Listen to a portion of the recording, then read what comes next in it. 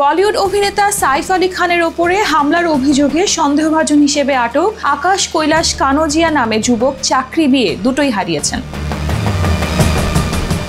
সম্প্রতি হিন্দুস্তান টাইমকে দেয়া এক সাক্ষাৎকারে বিষয়টি জানিয়েছেন তিনি। কৈলাস বলেন, আমি পুলিশকে বলেছিলাম সাইফ আলী খানের ওপর হামলার সঙ্গে আমার কোনো যোগ নেই। তাদেরকে আমার আত্মীয় স্বজনের সঙ্গেও কথা বলার প্রস্তাব দিয়েছিলাম। পাশাপাশি সন্দেহ পরিষ্কার করার জন্য আমার বাড়ির কাছে লাগানো সিসিটিভি ফুটেজও পরীক্ষা করতে বলেছিলাম, কিন্তু তারা আমার কোনো কথার কর্ণপাত করেনি, বরং আমার ছবি তুলে গণমাধ্যমে প্রচার করে দাবি করে আমিই হামলাকারী।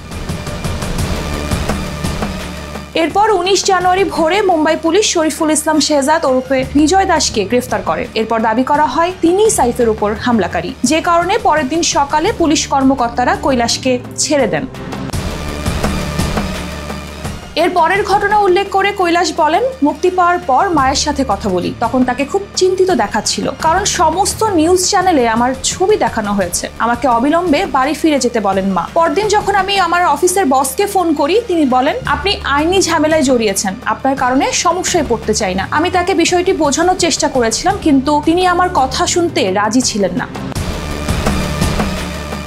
এরপর কৈলাসকে তার দাদি ফোন করেন। তিনি জানান, টিভিতে খবর দেখিয়ে তার হবু বউয়ের পরিবার বিয়ে ভেঙে দিতে চেয়েছে। জবাবে কৈলাস বলেছিলেন, যা ঘটেছে তাতে আমি নিশ্চিত নই যে ভবিষ্যতে বিয়ে করতে পারবো কিনা। মুম্বাইয়ে পশ্চিম রেলওয়েতে কর্মরত একটি ট্যুর সংস্থার গাড়ি চালক হিসেবে কাজ করতেন কৈলাস। গত 17 জানুয়ারি মুম্বাই থেকে জ্ঞানেশ্বরী এক্সপ্রেসে উঠেছিলেন 26 করের পৈতৃক বাড়িতে যাওয়ার জন্য, কারণ তার দাদি অসুস্থ। তাছাড়াও এ যাত্রায় কৈলাসের হবু বউয়ের পরিবারের সঙ্গেও দেখা করার কথা ছিল, কিন্তু যাত্রাপথে আটক হন কৈলাস। পুলিশের এক ভুলে কৈলাসের জীবনে ঝড় বয়ে যাচ্ছে।